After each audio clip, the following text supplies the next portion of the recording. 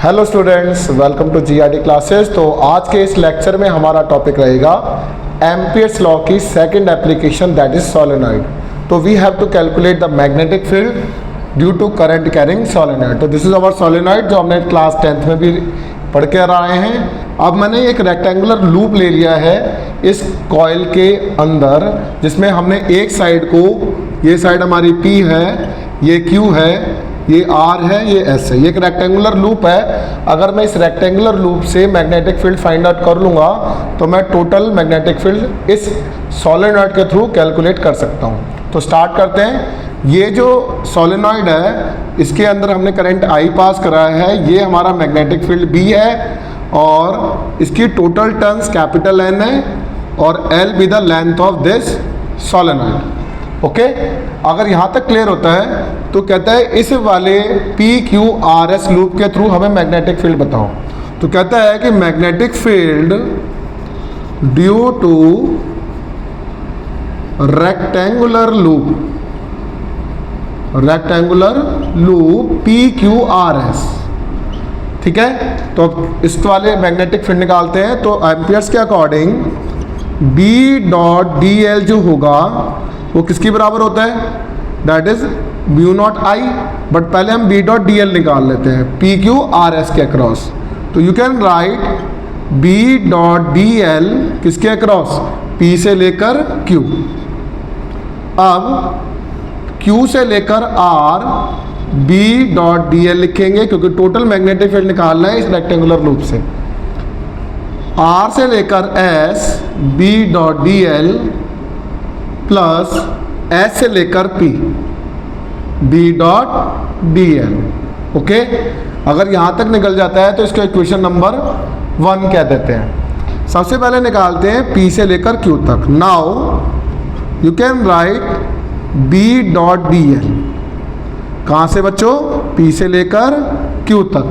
कैसे करेंगे, अब PQ वाली साइड जो है इसकी लेंथ में L मान लो। अब PQ जो साइड है और मैग्नेटिक फील्ड लाइंस दोनों पैरेलल हैं। B is the magnetic field lines, PQ side दोनों पैरेलल हैं with in solenoid. You can से B.dl cos of 0 degree and cos 0 is 1, क्योंकि ये A.B है, A भी cos थीटा होता है। ठीक उसी तरीके से B.dl cos 0 लिख दिया, थीटा की वैल्यू 0 डिग्री ले ली। cos 0 इज 1, B आपने बाहर निकाल लिया। इंटीग्रेशन किसका होगा, dl। अब ये dl लेंथ यहाँ से P से लेकर Q तक की L की बराबर है। You can write BL। This is my equation number 2। Clear होता है यहाँ तक। अब इसके बाद अब ये कहता है Q से लेकर R, QR वाली साइड इस मैग्नेटिक फील्ड, देखो मैग्नेटिक फील्ड ये है B और QR साइड ऐसे है, तो 90 डिग्री का एंगल बना रही है। और कौन सी साइड है, S से लेकर P, ये वाली साइड जो है दोनों 90 डिग्री बना रही है इस मैग्नेटिक फील्ड लाइन पर। And you know that cos 90 is 0। सबको पता है अगर cos 90 0 होता है तो मैं यहाँ पर लिख देता हूँ कि मैग्नेटिक फील्ड Q से लेकर R और S से लेकर P दोनों के अक्रॉस थीटा की वैल्यू 90 होगी और मैग्नेटिक फील्ड 0, क्योंकि थीटा बच्चों कितना है, 90 degree. This is my equation number 3। ठीक है, अब मेरे पास कौन सी साइड बची है, RS। क्या यहाँ से इस RS वाली साइड से कोई मैग्नेटिक फील्ड लाइन लिंक कर रही है, नहीं कर रही। और ऊपर से ये वाली साइड जो है आउटसाइड द सोलेनॉइड है।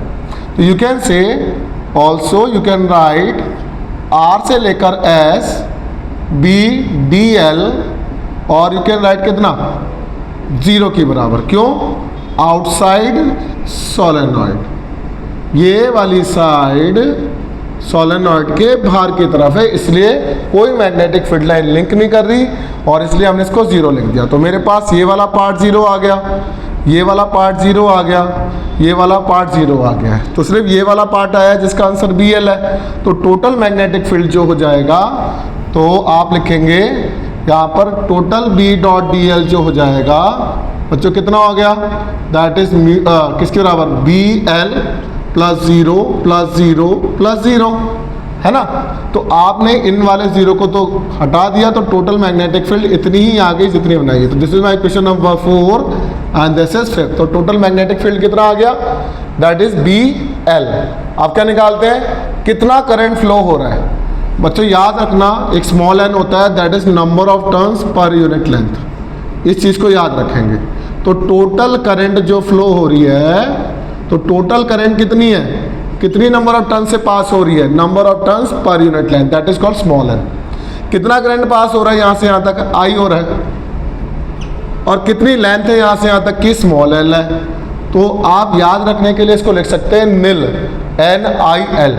तो ये टोटल करंट कितनी फ्लो हो रही है, NIL। तो टोटल मैग्नेटिक फील्ड इतना, टोटल करंट इतनी, तो by ampere's law you can say B dot DL किसकी बराबर, म्यू नॉट इंटू I। अब B डॉट DL कितना है, इक्वेशन 5 से you can put BL, mu naught, total current कितनी आई है, NIL। बच्चों L से L कैंसिल हो जाएगा, मैग्नेटिक फील्ड हो जाएगी म्यू नॉट NI। तो ये रिक्वायर्ड मैग्नेटिक फील्ड आई है जो हमें कैलकुलेट करनी थी। अब याद कर लो n किसके बराबर है, N बाई L। तो B जो हो जाएगा mu naught NI by L। तो ये भी टोटल नंबर ऑफ टर्न्स के अकॉर्डिंग, पर यूनिट लेंथ के अकॉर्डिंग हम इसको निकाल सकते हैं। अब इसका ग्राफ पूछता है हमसे। अगर आपने ये डेरिवेशन लिख ली है तो रिक्वेस्ट है इसको वीडियो को स्टॉप करके थोड़ी देर से इस वाली डेरिवेशन को लिख लेना। अब ये रिजल्ट आया है, तो याद रखना कि ये जो सोलेनॉइड है, तो इस सोलेनॉइड के अंदर मैग्नेटिक फील्ड लाइंस एक दूसरे से पैरेलल रहती हैं। तो अगर मैं इसका ग्राफ प्लॉट करूँगा तो मैग्नेटिक फील्ड लाइंस यहाँ से यहाँ तक तो बच्चों कांस्टेंट रहेगी इस तरीके से, है ना। बट जैसे ये इस सोलेनॉइड के बाहर होगा तो मैग्नेटिक फील्ड लाइन डिक्रीज हो जाता है। ओके, यहाँ पर भी डिक्रीज हो जाएगा। तो यहाँ पर मैग्नेटिक फील्ड अगर B है तो इस वाली जगह पर जो मैग्नेटिक फील्ड होगा that is B naught by 2 कर सकते हैं, और यू कैन से हाफ हो जाता है, म्यू नॉट NI बाय 2। तो इस पॉइंट पर जो होगा म्यू नॉट NI बाय 2 की बराबर होगा, मतलब ये मैग्नेटिक फील्ड जो है वो यहाँ पर है। ओके, तो ये एक ग्राफ है जो विद रिस्पेक्ट टू डिस्टेंस से बनाया गया है, और लेंथ ऑफ सोलेनॉइड के अकॉर्डिंग यहाँ पर मैग्नेटिक फील्ड बाहर की तरफ डिक्रीज करता है, क्योंकि गैप बढ़ता चला जाएगा, मैग्नेटिक फील्ड कम होता चला जाएगा। तो रिक्वेस्ट है ये डेरिवेशन आपको बिल्कुल प्यार से अच्छी तरीके से 4 to 5 टाइम्स विद क्वेश्चंस के साथ प्रैक्टिस करना है। Thank you very much.